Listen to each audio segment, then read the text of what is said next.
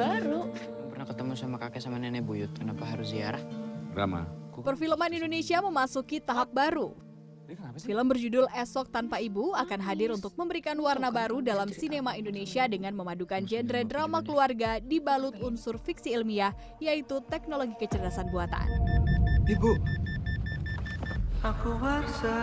Film yang diperankan oleh Dian Sastrowardoyo ini akan berfokus pada kehidupan sebuah keluarga kecil yang berubah saat sang ibu mengalami koma.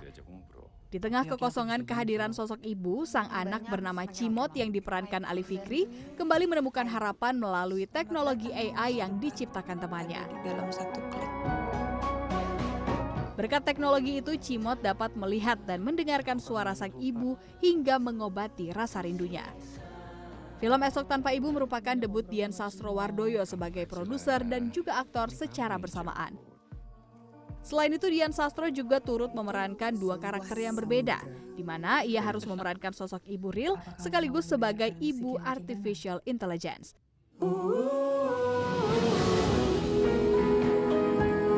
Film yang digarap oleh sutradara asal Malaysia Ho Widing ini turut dibintangi oleh Ringo Agus sebagai ayah dan Aisyah Nuradatau sebagai teman Cimot. Di masa depan. Film ini sebelumnya telah tayang perdana pada ajang JAV 2025 lalu dan akan resmi rilis di bioskop pada 22 Januari 2026. Ya, film Esok Tanpa Ibu boleh dibilang menjadi tontonan yang paling emosional dan juga relevan membuka awal tahun 2026. Selain isunya cukup relate ya, kisah keluarga dan juga teknologi yang lekat atau mungkin kita bisa bilang dekat dengan kehidupan masyarakat modern. Sudah hadir bersama saya di Talk Ispan kali ini ada Dian Sastrowardoyo. Halo. Dan juga ada Ali Fikri. Hai Ali, hai Mbak Dian. Hai semuanya. Apa kabar? Baik. Aku baru nonton trailernya aja, tapi buat aku ya, karena aku juga ibu ya, sangat menyentuh, sangat emosional. Pasti juga seorang Dian Sastro yang memerankan tokoh ibu dari dua anak. Dan film ini begitu personal dengan Mbak Dian. Iya nggak sih? Kenapa? Karena benerannya saya juga benerannya ibu-ibu gitu, dan kayaknya baru sekarang deh saya memperkenalkan sosok saya yang sebenarnya sebagai ibu-ibu di dalam layar lebar gitu. Sebelumnya saya pernah jadi ibu, tapi waktu itu anaknya masih balita gitu, dan sekarang saya pertama kali saya mempresentasikan diri saya sebagai ibu seorang pritin ya, pra remaja yang emang lagi galau-galaunya gitu. Soalnya si umurnya karakter anak aku si Cimot atau yang diperankan oleh Ali Fikri di sini tuh mirip banget sama anak aku yang sebenarnya. Bahkan sekarang dia lagi nemenin aku karena lagi libur, dan benar mereka temenan karena seumuran. Oh iya. Jadi sebenarnya nggak terlalu susah untuk pendekatan secara secara personal antara ibu dan anak karena umurnya pun juga nggak jauh ya. Sama banget sama umur anak aku, jadi bener-bener ya gitu deh, bener-bener mirip banget sama dinamikanya aku di rumah. Oke, Ali juga merasa begitu, karakter Cimot ini mirip dengan dengan personal Ali. Kemudian kalau kita ngomongin teknologi kan anak zaman sekarang kan ya kayaknya emang nggak bisa jauh ya. Bener. AI dan Iya. lain sebagainya. Karena sekarang zamannya kayak begitu cepet, terus sekarang AI udah ada di mana-mana, dipakai sama semua orang. Jadi ya aku merasa deket sama karakter Rama, karena waktu ngulik karakternya juga aku banyak ngambil dari my teenager experiences juga. Seberapa kemiripan karakter Cimot ini dengan Ali Fikri? Bisa dibilang berapa persen ya? Let's say 60%, 70% sama. Oke. Dan di sini kan dengan ibu yang diperankan oleh Dian dalam keadaan sakit, kemudian koma, kemudian perannya digantikan oleh kecerdasan buatan ya. Betul. Dengan AI, Aibu ya, bilangnya ya. Oke. Gimana akhirnya itu bisa emosinya dapat sekali di situ? Itu juga salah satu tantangan, karena waktu kita proses syuting teknisnya itu kan Rama ngomong sama jam tangannya kan, dan responnya tuh nggak ada waktu kita syuting. Jadi itu juga salah satu tantangan tertentu, gimana biar emosinya tetap berasa walaupun nggak ada lawan main. Jadi aku mainnya sendiri tapi harus bisa menampilkan rasa kehilangan tanpa ada lawan main. Oke. Menarik, ada sosok ibu yang asli gitu ya secara fisik, kemudian aku bilangnya mungkin di beberapa stage atau perkembangan gitu ya, tahapan di film ini. Bagaimana kemudian menghadirkan sosok-sosok ini, Aibu dan juga ibu asli Cimot? Ya jadi mungkin sebelum aku masuk itu kita sharing dulu ya bahwa ternyata kalau di film ini kenapa akhirnya si sosok Aibu dalam bentuk kecerdasan imitasi ini tuh dihadirkan sama si Cimot dengan teman-temannya itu sebenarnya tuh awalnya tuh karena ibunya jatuh sakit, kemudian jadi koma dan dia punya riset gitu. Ternyata dari risetnya dia baru tahu bahwa ternyata untuk bisa membangunkan orang yang koma itu perlu dikasih stimulasi-stimulasi memori-memori yang dekat sama si orang tersebut, dikasih mungkin lagu-lagu favorit, terus mungkin dikasih dengar conversation yang pernah terjadi yang dekat sekali emosinya sama si penderita, atau bahkan bau teh favorit gitu. Jadi kadang-kadang stimulasi-stimulasi kayak gitu ke otak tuh bisa bikin orang yang lagi dalam kondisi koma tuh katanya bisa terstimulasi pingin bangun gitu loh, karena jadi responsif, ya kan. Sehingga jadi si Cimot ini sebenarnya menyusun aplikasi ini tuh sebenarnya untuk mengeluarkan memori-memori yang bisa menstimulasi otak si ibunya yang lagi sakit ini, gitu. Jadi AI ini untuk membangunkan ibu sebenarnya tadinya gitu ya. Tapi nggak tahu ya dengan berjalannya waktu, AI ini kan ternyata bisa diajak curhat ya. Iya, betul. Mungkin dan itu kejadian sekarang banyak banget. Nggak Mungkin cuman anak-anak gitu ya, pritin-pritin, orang dewasa pun kayak gitu. Orang kantoran aja lagi commuting aja banyak juga yang lagi curhat sama ChatGPT atau AI apapun. Bener. Dan ternyata di film ini juga terjadi kayak gitu ya. Betul. Jadi Cimot akhirnya jadi menggunakan si Aibu ini bukan untuk membangunin ibunya, tapi justru untuk dia juga curhat-curhatan dan jadi mengobati rasa kangen gitu. Nah bagaimana aku memerankan dua peran ini menarik sih sebenarnya, karena kalau yang pertama ya biasa kan sebagai orang yang berinteraksi dalam kehidupan nyata. Cuma pada saat jadi Aibu itu lebih banyak voice acting. Dan voice actingnya tuh ada beberapa tahapan karena si aplikasi yang dikembangkan sama si Cimot dan temannya ini ternyata nggak langsung canggih gitu loh. Awalnya tuh kayak versi agak sederhana gitu yang belum canggih-canggih banget. Ngomongnya masih kaku banget yang halo selamat malam Cimot gitu ya. Jadi kayak gitu robotik kan. banget kayak gitu robot ya. banget. Nah terus habis itu tiba-tiba dicanggihin lagi, ada upgrade gitu kan, jadi Aibu 2.0 gitu. Udah ada pengembangan upgrade, itu dia udah mulai mirip seperti AI yang ada di handphone kita sekarang. Iya. Kayak misalnya yang halo selamat malam gitu loh. Apakah kamu mau mendengarkan sebuah musik gitu kayak gitu kan. Jadi lebih ada feel-nya lah ya. Lebih ada feel-nya. Dan ternyata dia di-upgrade lagi di ujung film yang nanti mungkin baru akan teman-teman bisa lihat kalau nonton filmnya full ya. Dan itu akan lebih canggih lagi dan lebih mirip lagi seperti manusia. Jadi itu aja actingnya juga ada tahapannya sih, itu menarik juga sih. Iya sih, karena kan kalau ibu aslinya kan sosok nyata, karakter nyata itu kan. Sebenarnya kalau AI itu kan aku mungkin bisa bilang kayak heartless kan, ya tidak ada emosi di sana gitu. Itu mungkin jadi tantangan baru di dunia peran ini ya Dian. Iya. Jadi dia mau mencoba mengimitasi interaksi yang lebih care, tapi padahal itu tidak berangkat dari emosi real gitu loh. Itu dia berangkat dari pola aja kan. Kalau misalnya anaknya lagi nggak happy, terdeteksi dari detak jantung gitu, heart rate yang kurang bagus. Oke, kalau gitu kamu kayaknya perlu gitu loh, mengatur nafas dulu deh gitu loh. Jadi lebih problem solvingnya tuh lebih pola aja gitu loh. Beda lah sama ibu beneran kan, ibu beneran kan pasti pakai pendekatan emosi. Bener, betul. Kalau untuk seusia, Ali umur berapa? Aku sekarang 17 tahun. Oh oke. 17 tahun. Waktu syuting 15 ya? Waktu syuting 15 tahun. Oke. Ya. Nggak terlalu banyak adjustment dengan mengenalkan atau pengenalan dengan teknologi AI ini pasti, karena kamu juga pakai kan? Pakai. Pakai. Ini akhirnya mengubah perspektif kamu nggak soal AI? Pastinya iya, apalagi setelah main film ini kan muncul tuh pandangan-pandangan baru soal akal imitasi ini, karena karakter Cimot kan sampai ketergantungan sama AI ini kan. Jadi tapi menurut aku setelah main film ini kesimpulannya adalah AI itu cuma jadi tools atau bukan pengganti ibunya, tapi karena karakter Rama ini nggak tahu lagi perasaan kangen yang mau dibawa kemana, jadi akhirnya dia mencurahkan isi hatinya ke teknologi. Tapi setelah main film ini aku yakin kalau teknologi itu nggak bisa gantiin sosok ibu, tapi cuman jadi ya kayak tadi aku bilang itu, cuman persimpangan aja. Pelengkap aja, betul banget. Oke. Pernah curhat sama AI ya? Pernah lagi aku. Dapat sarannya apaan? Waktu itu aku curhat tentang kayak cara deketin perempuan. Oke. Oh wow, sans ya. Sumpah. Wow, Waktu ada itu. Ada dikasih tahu. beneran. Iya, Dijawab dijawab beneran. beneran. Cukup knowledgeable nggak? Cukup knowledgeable lagi, tapi ya? terlalu cringe sih. Terlalu Itu iya, beneran iya. teknologi banget, nggak ada manusianya Apa sama yang dijawab sekali. ya sama AI? Pokoknya dijawabnya, kamu harus dekatin dia, terus memuji dia dulu, baru ngomongin apa. Terus aku dikasih topik-topik, tapi nggak kepake.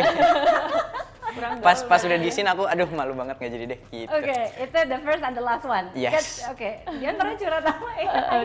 Kalau aku bukan curhat WA, cuma aku pernah pengen lagi lebaran waktu itu, terus habis itu aku lagi pengen masak asam pade gitu loh. Tolong mau dong minta resep asam pade yang paling gampang tapi paling enak dan empuk gitu. Oke, kamu mau aku kasih resep asam pade gitu yang lebih gampang gitu. Terus misalnya kalau kamu mau dagingnya jauh lebih empuk bisa di presto dulu ya gitu-gitu. Jadi yang kayak oke urutannya gitu, aku akhirnya masak dengan guidance AI itu sih. Ali di sini dengan Dian Sastro, kemudian juga ada Ringo.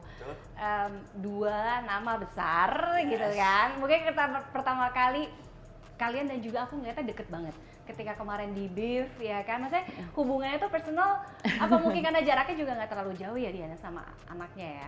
Mungkin karena mirip banget dia kayak anak aku ngeliat dia udah persis kayak anak aku aja gitu. Jadi Ali udah makan belum? Ayo makan sama ibu gitu loh. Ayo numpang mandi di kamar ibu. Pokoknya gitu deh, bener-benernya kan bener-bener kita bareng aja gitu loh. Nggak usah ngerasa kayak kita tuh orang lain. Anggap aja kayak keluarga beneran. Apalagi aku sama ibunya Ali beneran juga calling-callingan kan. Jadi kita ya saling titip lah gitu. Titip anakku ya mbak. Iya mbak, ini pokoknya ini anak gitu. Gitu. Jadi ikut ngurus aja gitu loh. Gimana pengalaman bener. bekerja sama dengan Wah. Dian dan juga Ringo? Seru Kayak banget. apa Ibu Dian?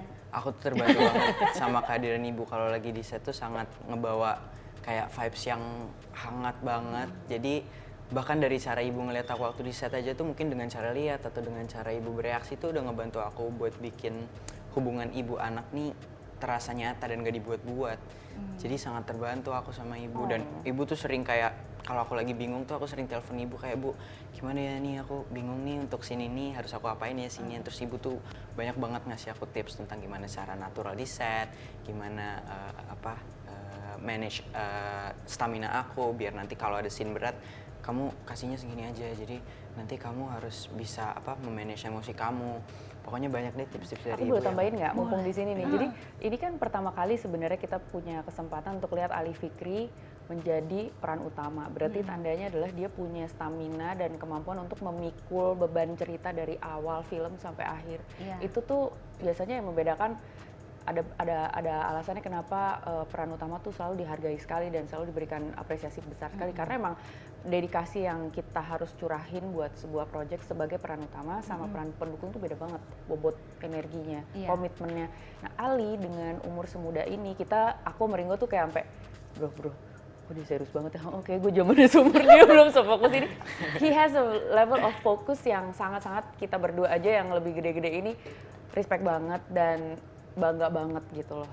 Karena fokus itu tandanya disiplin, dia punya kedisiplinan yang sangat tinggi untuk menjaga stamina dan intensitas emosi di setiap scene. Oke. Aku dulu seumur dia tuh Iya, belum pertama kali mulai nggak sih at acting. his age? Iya, Aku waktu itu mulai acting tuh umur 18-19.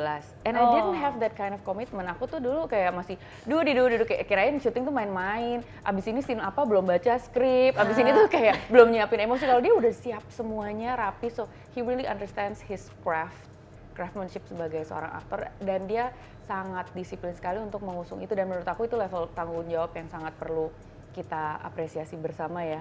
Anak seumur itu, I'm so proud of you. I cannot imagine nanti kamu seumur kita nanti akan berkembangnya jadi aktor seperti apa lagi. Soalnya sekarang aja udah kayak 17 gitu. tahun, ya 15 tahun ya waktu itu ya. 15 tahun itu. waktu itu ngebayang 15 tahun lagi ya kamu akan sebesar apa. I mean, aku punya sih komitmen seperti dia. Cuma mungkin nggak pada saat aku 15 tahun. Mungkin pada saat aku umur 30 something tahun gitu. Atau mungkin udah 20, udah berapa kali judul film gitu ya. 20-an aja aku kayak belum segitunya. Dia bener-bener fokus, nggak main-main, bener-bener he really dedicate himself for the character. Dan nanti hasilnya bisa kita lihat sendiri sih di film. So Aku lihat trailernya gila sih ini. Jadi ini nggak sih Li, kayak apa ya, aku bukannya pressure ya, tapi kayak tantangan buat kamu ketika pertama kali ini ada Esok Tanpa Ibu, yang main tuh ada Dian Sastro, ada Ringo gitu. Pastinya, Apa pasti yang aku di pikiran Ali pas pertama? pertama aku deg-degan banget. Tapi dari mulai baca skrip pertama kali tuh aku udah jatuh cinta sama karakter Rama, dan ceritanya tuh ini harus aku nih yang main, aku pengen banget main karakter ini. Jadi sampai akhirnya diterima dan masuk ke proses reading, ketemu sama orang-orang hebat di balik film Esok Tanpa Ibu tuh aku jadi merasa kalau aku tuh nggak dianggap jadi kayak anak kecil, bahkan dianggapnya tuh sebagai partner. Jadi itu yang aku hargain. Aku suka dianggap kayak anak kecil gitu ya, di project lainnya. Oh. Iya. Sometimes. Maksudnya diperlakukan. Curhat tipis-tipis dia. Iya, maksudnya kalau ngobrol sama aku tuh serius. Jadi itu yang sangat aku hargain dan akhirnya ngebantu aku buat ngedalamin karakter Rama. Karena karakter Rama ini kan apalagi sama ibu, kan dia pokoknya hal-hal kecil dari yang receh sampai yang paling dalam tuh ceritanya ke ibu. Jadi ngebantu banget. Apa yang ada di pikiran Ali, kan kalau di cerita ini kan membayangkan ketika kita besok bangun itu udah nggak ada ibu di samping kita. Betul. Gimana emosi itu? Munculin emosi itu sih yang paling berat, apalagi kalau anak sih kita nggak pernah ngebayangin itu ya, tapi kayak selalu harus siap kan. Iya. Jadi setelah dapat kabar ibunya koma kan, kayak hidupnya Rama itu ada kebolongan yang besar sekali di hidupnya kan. Jadi menurut aku film ini tuh ngikutin perjalanannya Rama, gimana dia bisa bertahan waktu kondisinya dia lagi kayak gitu. Bagaimana seorang remaja bisa tetap terhubung walaupun dunianya terus berubah gitu. Dian, melalui film ini message apa yang ini sangat relevan aku bilang ya, dengan perkembangan teknologi zaman sekarang, keluarga bisa jadi dua sisi ya kan, ada baik dan buruknya dengan AI ini gitu.